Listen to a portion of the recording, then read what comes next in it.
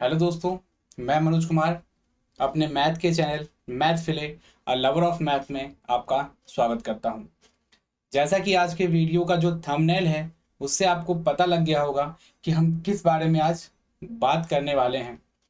दोस्तों, मैं अपना एक्सपीरियंस आप लोगों के साथ शेयर करना चाहता हूं, जो मैंने लास्ट ईयर जिस तरीके से की। देखिए, जब हमारे टाइम में ग्रुप डी का एग्ज़ाम आया था तो हमारे पास एक एग्ज़ाम का सिलेबस तो था, लेकिन हमें नहीं पता कि एग्ज़ाम कैसा होगा, क्वेश्चन किस सेक्शन से ज़्यादा होंगे, किस तरीके के होंगे।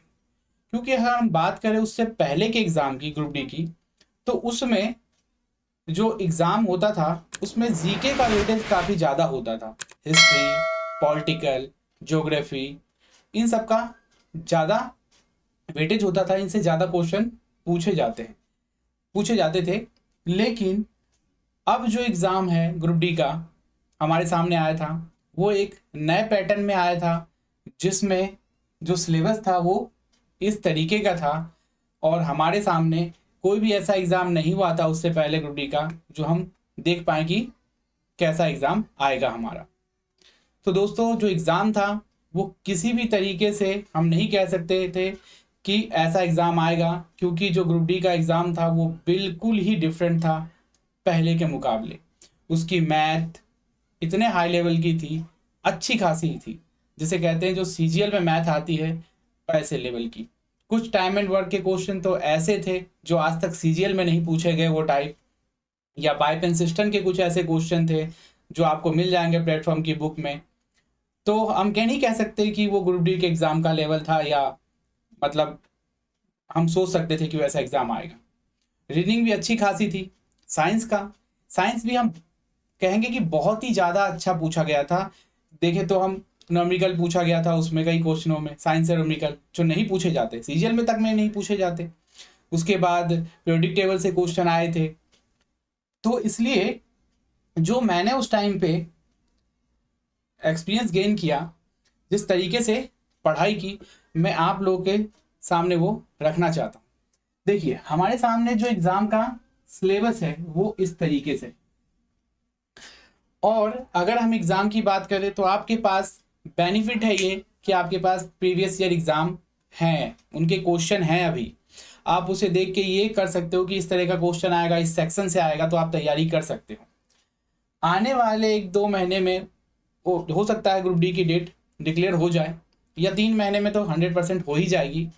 तो आपके पास बहुत कम टाइम है, और अगर आप सही से तैयारी करो तो मुझे लगता है कि आपका सिलेक्शन हो जाएगा, पहले पैनल में ही हो जाएगा। लास्ट टाइम मैंने कुछ लास्ट के 2-3 महीनों में ही इस पे ज़्यादा ध्यान दिया था और कुछ किताबों से दिया था।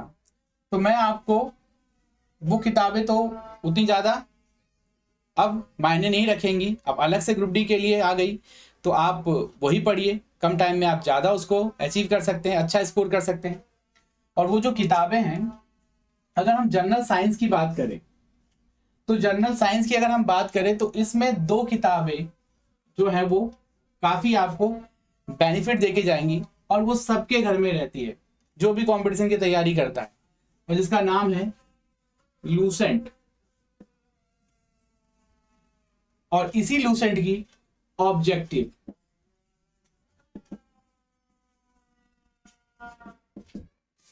अगर आप साइंस में चैप्टर बाय चैप्टर इससे पढ़ते हो और इसमें ऑब्जेक्टिव लगाते रहते हो, तो आपका साइंस 20 में से आप ये मान लो कि आप 15 क्वेश्चन तो आराम से कर लोगे, बिल्कुल इजीली कर लोगे अगर आप ये किताब करते हो। तो बाकी के जो बचे उसमें आपको क्या है कि थोड़ा एक्स्ट्रा करना पड़ेगा। एक्स्ट्रा क्या करना पड़ेगा? उसमें आपको 10th और 9th और 10th की जो किताबें हैं साइंस की, उसमें जो पीरियोडिक टेबल है, जो विद्युत का चैप्टर है, जो मैग्नेटिक का चैप्टर है, वो आपको पढ़ने पड़ेंगे।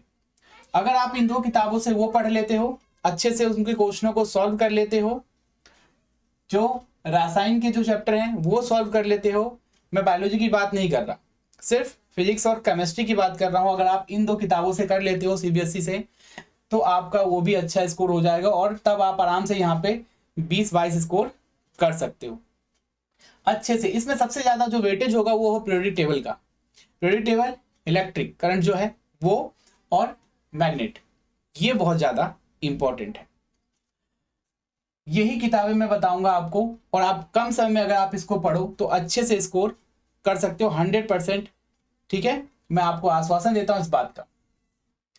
आपके पास अगर एक्स्ट्रा टाइम बचे तो आप इसके साथ प्लस कर सकते हो स्पीडी की जो साइंस आती है, स्पीडी की जो साइंस आती है, जैसे एक आती है जीएस की और एक आती है साइंस की, आप ये भी पढ़ते रहो। रोज टारगेट बना लो, 5-5 पन्ने मुझे पढ़ने हैं, और मेरे ख्याल से 300 के करीब होंगे पन्ने। आप इजिली इसको खत्म कर सकते हो 60 दिन में अगर चाहो तो अच्छे से। यहाँ पे जो मैथमेटिक्स है, मैथमेटिक्स के लिए आपको मैं इजिली बताऊंगा कि मार्केट में 2 किताबें अवेलेबल है।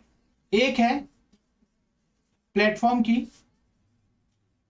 2700 या 3200, जो पुरानी वाली है। आपको जो अच्छी लगे आप वो बना लो मैथ के लिए। आप और ज्यादा अच्छा अपने आप को एज्योर करना चाहते हो तो आप इसके साथ यूथ कंपटीशन की आती है मैथ, रेलवे स्पेशल है ये, आप ये दोनों किताब से कर सकते हो मैथ का। इजिली आपका स्कोर इतना अच्छा होगा इसमें कि आप सोचोगे कम टाइम में मैंने इतना अच्छा स्कोर कैसे कर लिया। देखिए, सभी पढ़ते हैं, सभी लास्ट के टाइम में एग्जाम में सब पढ़ेंगे, सब लगे हुए हैं, लेकिन सबका सिलेक्शन नहीं हो पाता क्योंकि उन्हें कोई गाइड करने वाला नहीं होता, बताने वाला नहीं होता। मार्केट में इतना ज़्यादा कंपटीशन है, किताबें हैं, सब इधर से उधर लगे रहते हैं। हर एक यूट्यूबर आके कहता है कि ये किताबें लो, वो किताबें लो। देखिए, ठीक है, कोई सी भी किताबें लो, लेकिन उसे पहले ख़त्म तो करो। एक को ख़त्म करो, उसे अच्छी तरीके से उसका जो ज्ञान है वो आप लो, तब दूसरे पे मूव करो। जी नहीं, आज इसने बताया ये उठा के ले आए, कल उसने बताया ये उठा के ले आए, और वो आपके जो बुक सेल्फ है उस पर जमा होती जाती है जस्ट लाइक अ लाइब्रेरी। और फिर आप पे प्रेशर बढ़ता है, सिर्फ प्रेशर बढ़ता है और आप अच्छा स्कोर नहीं कर पाते। इसलिए देखिए, कम आपके पास मटेरियल नहीं है, ये बहुत अच्छा मटेरियल है, आप सही से तैयारी कीजिए। मैं कोई इस किताब को प्रमोट नहीं कर रहा, मैंने अभी इसके बाद पढ़ा ये किताब, तो मुझे लगा कि नहीं यार, अगर उस टाइम पे ये किताब होती मेरे पास तो और अच्छा स्कोर होता। तो मैथ के लिए ये काफी है। उसके बाद रीजनिंग, रीजनिंग में बस इसी की यूथ कंपटीशन की रीजनिंग आती है। अगर आप इस किताब से पूरा चैप्टर वाइज कर लेते हो तो मुझे नहीं लगता बचेगा। उसमें 1-2 चैप्टर हैं जो थोड़े सही से नहीं है, वो है क्लॉक और कैलेंडर। अगर आप उसको भी कर लो कहीं से, या नहीं तो मैं ही यहाँ पे वीडियो बना दूंगा उसकी, ज़्यादा वीडियो नहीं, एक 10 से 12 मिनट की होगी, और कैलेंडर की भी 10 से 12 मिनट की होगी, और क्लॉक की भी ज़्यादा से ज़्यादा 20-25 मिनट की होगी। और जैसे क्वेश्चन आते हैं ग्रुप डी में आप इजीली सॉल्व कर लोगे। ये नहीं है कि मुझे पूरा वो सीखना है, मुझे कहीं पढ़ाना है तो मुझे पूरा ग्रंथ आना चाहिए, नहीं। आपको एग्जाम क्रैक करना है ना, तो जो क्वेश्चन उसमें आएंगे आप वो इजिली बना लोगे। तो देखिए, रीजनिंग के लिए भी ये हो गई। अब रीजनिंग के लिए ये हो गई, इससे बाहर कुछ नहीं जाएगा, ये तो पक्का है। ये सारा का सारा रेलवे का ही है। ये किताब इसलिए मैं आपको प्रेफर कर रहा हूँ कि इसमें जो क्वेश्चन है वो सिर्फ रेलवे से आए हुए क्वेश्चन है, किसी दूसरे से नहीं है। CGL, MTS या GDS किसी दूसरे से बिल्कुल नहीं है, CHSL से नहीं है, सिर्फ और सिर्फ रेलवे से है। और आपको रेलवे का एग्जाम क्रैक करना है तो आप निश्चित ये किताबें बेफिक्र होकर लीजिए और तैयारी कीजिए। देखिए दोस्तों, GA और करंट अफेयर है। GA और करंट अफेयर की अगर मैं बात करूं तो देखिए, ये जो GA का पोर्शन है ना, ये GA का पोर्शन आपको लूसेंट का जो मिसलेनियस होता है, लूसेंट का जो मिसलेनियस होता है, इस GA के लिए जो मिसलेनियस होता है ना, ये आप पढ़ लीजिए। इस GA का मतलब ये है कि आपसे कंट्री का जो कैपिटल है वो पूछ लेगा, कंट्री की करेंसी पूछ लेगा, कोई दिवस पूछ लेगा, कोई इंटरनेशनल ऑर्गेनाइजेशन है UNO से संबंधित वो पूछ लेगा, ठीक है, या कोई ज़्यादा पहला कौन था, ऊंचा क्या है, बड़ा क्या है, ठीक है, जो मिसलेनियस लूसेंट का जहां से स्टार्ट हो रहा है आप उसको पढ़ लीजिए। मैं बता रहा हूं, ये जो 20 नंबर का है ना, 20 नंबर में से 10 नंबर का ये 100% पूछा जाता है जीए, 10 नंबर का पूछा जाएगा 100%। करंट अफेयर 10 ही नंबर का होता है, इससे कम भी हो सकता है, ये ज्यादा हो सकता है, इससे कम हो सकता है। ठीक है दोस्तों, यहाँ पे आप अगर 2-3 भी स्कोर कर लेते हो तो इनफ होता है, लेकिन आप यहाँ मत चूको, जीए में मत चूको। देखो इस मिसलेनियस से छोटा सा है, वहां से पूछा जाएगा, स्थापना दिवस पूछ सकता है किसी का, ठीक है, या जैसे किसी मतलब राष्ट्रपति की सैलरी कितनी है, या जैसे मतलब ये जो भारत रत्न है वो कब स्टार्ट हुआ, ये मिसलेनियस में आपको मिल जाएगा लास्ट में। तो आप इससे मत चूको दोस्तों। तो आप अगर इन चीजों को सिर्फ डेडिकेशन के साथ इतना ही पढ़ते हो तो आपके लिए इनफ है ग्रुप डी के लिए। आप कुछ भी ज्यादा मार्केट से परचेज या कुछ भी ऐसा कुछ मत करो, ठीक है, सिर्फ ये किताबें लो। अप्रोक्स मेरे ख्याल से ये तो सबके पास रहती ही है, और ये जो 2 किताबें हैं और ये बस एक ये किताब है और एक ये किताब है, बाकी तो सब आपके पास होगी ही। मैथमेटिक्स की भी कुछ ना कुछ आपके पास होगी ही, आपको प्रैक्टिस करनी है। और मैं भी यहाँ पे जो वीडियो बनाता हूँ मिसलेनियस, वो अभी मेरा पूरा का पूरा यही है, जो डेडिकेशन है वो है ग्रुप डी। तो मैं जो भी वीडियो बनाता हूँ वो ग्रुप डी के लिए ही अभी, और NTPC-CV2 को देख के बना रहा हूँ। मैं CGL या CHS के लिए अभी क्वेश्चन नहीं बना रहा, उसमें देखेंगे आप एडवांस क्वेश्चन में भी इंक्लूड नहीं कर रहा, जो मैं प्रैक्टिस करवा रहा हूँ मैथ की, क्योंकि मेरा पूरा फोकस है कि ग्रुप डी के बच्चों को ज़्यादा फायदा मिले। अभी MTS का एग्जाम होने वाला है, उसमें ज़्यादा फायदा मिले, और जो NTPC-CV2 का एग्जाम है उसमें, उसके लिए मैं थोड़ा एडवांस करूँगा लेवल को। लेकिन अभी अब जो मैंने डाली है 5-6 वीडियो जो भी, वो सिर्फ अभी ग्रुप डी के लिए बहुत ज़्यादा इंपॉर्टेंट है।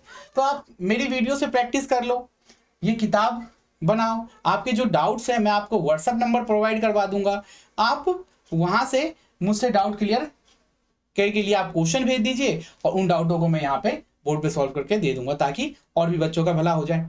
ठीक है दोस्तों, तो देखो, और जो करंट अफेयर है, इस करंट अफेयर को यार कहीं से भी पढ़ लो आप, यूट्यूब पे इतने सारे टीचर पढ़ाते हैं, एक से एक अच्छे अच्छे टीचर है, सारे टीचर अच्छे हैं, बहुत अच्छे अच्छे टीचर है, किसी भी एक टीचर को फॉलो करो। ये नहीं कि 10 टीचरों का मैं देख रहा हूँ, ये देख रहा हूँ, नहीं, देखो कोई भी टीचर हो, चाहे वो मतलब ज्यादा फेमस हो या ना हो, ठीक है, ज्यादा फेमस टीचर को पूछ नहीं लगी होती दोस्तों, ठीक है, वो भी वही पढ़ाता है और वो भी वही पढ़ाता है, हाँ थोड़ा बेस्ट हो जाता है, ठीक है।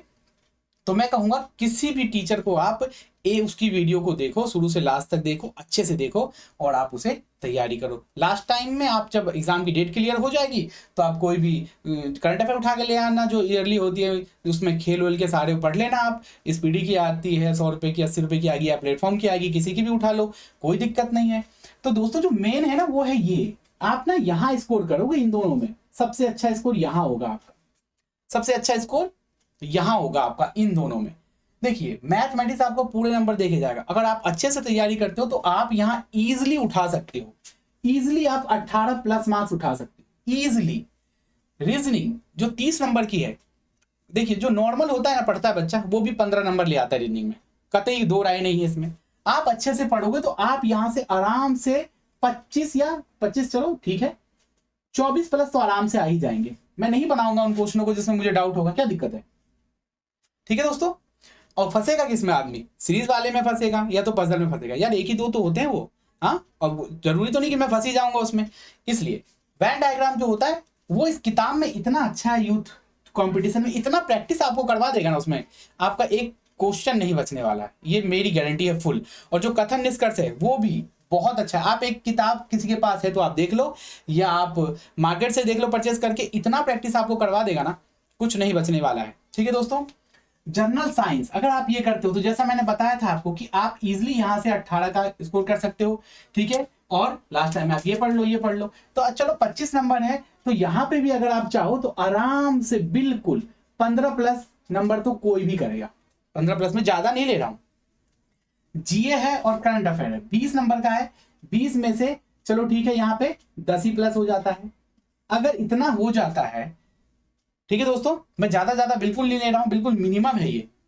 देखिए 8 5 13 और 13 और 4 17 के साथ हाथ में 1 1 1 2 2 4 1 5 और 1 6, 67 मार्क्स हो गए, 67 मार्क्स हो गए। अगर आपके रो मार्क्स 67 होंगे तो कोई मुझे आके बता दे कि उसका नहीं होगा, कतई नहीं, बिल्कुल 100% होगा जिसका 67 मार्क्स रो बनेगा, इस बात की गारंटी है। अरे भाई पिछले बार जिसके 40 बने 38 बने उसका सिलेक्शन हो गया चौथे लिस्ट में, 67 वालों का क्यों नहीं होगा। देखो दोस्तों 100 में से 67, और देखो मैंने कितना मिनिमम लिया है, 25 में से सिर्फ 15 लिए हैं मैंने साइंस में। मैथमेटिक्स में 25 में सिर्फ 18 लिए हैं, 30 में से 24 लिए। इसमें मैंने ज़्यादा इसलिए लिया है क्योंकि रीडिंग सबको आता भाई, प्रैक्टिस करते हैं। और करंट अफेयर यहाँ 10 और जीए। देखिए मिसलेनियस है, छोटा सा चैप्टर है, 10 आराम से ला सकते हैं आप, इनमें चूक नहीं होनी चाहिए। तो यहाँ पे अगर आप 67 मार्क्स ले आते हैं, 67 प्लस या 65 प्लस ही आ जाते हैं, ठीक है, तब भी आपका सिलेक्शन है, 100% सिलेक्शन है। ठीक है कि आप इसी वे में तैयारी कीजिए, अच्छे से कीजिए और आपका सिलेक्शन निश्चित हो जाएगा। दोस्तों देखो, पढ़ना और फिर उसे याद रखना ये बहुत ज़्यादा कठिन होता है, इसलिए आपको ज़रूरी ये है, इन सब के अलावा आपको हफ्ते में 3 टेस्ट लगाने पड़ेंगे। 1.5 घंटे का टेस्ट होता है दोस्तों। आप हफ्ते में कोई भी 3 दिन ले लो, मान लो संडे ले लिया, मंडे ट्यूसडे छोड़ दीजिए, वेडनेसडे ले लिया, फिर यहाँ थर्सडे छोड़ दीजिए, फ्राइडे को एक साइड लगा लीजिए, ठीक है। 3 टेस्ट हो गए यहाँ पे। आप अगर 3 टेस्ट लगा लेते हैं बहुत है। और देखिए पढ़ने के अलावा अगर आप ये नहीं करते हो तो आप फिर वहीं हो जहां भी हो, थोड़ा सा गेन हो सकता है, उसमें 25% इंप्रूवमेंट हो सकता है, उससे ज़्यादा नहीं होगा, क्योंकि इंपॉर्टेंट है चीज़ों को रिवीजन करना, और टेस्ट जो होंगे वो आपको रिवीजन करवाएंगे। तो दोस्तों मुझे लगता है कि अगर आप इसको अच्छे से फॉलो करोगे तो आपका 100% आपका सिलेक्शन हो जाएगा। ठीक है दोस्तों, तो मिलते हैं अपने नेक्स्ट वीडियो में।